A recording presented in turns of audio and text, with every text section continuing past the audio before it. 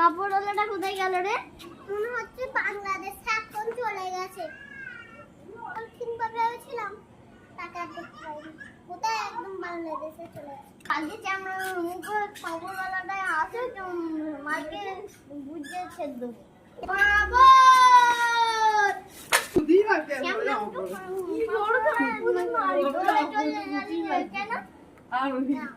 আমাকে পাপড় দে।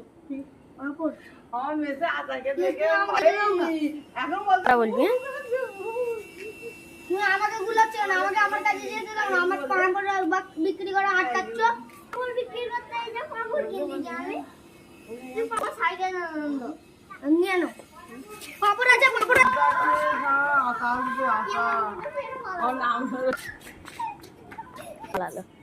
কেমন মুখ পাপড়ওয়ালাটা ফের পালালো।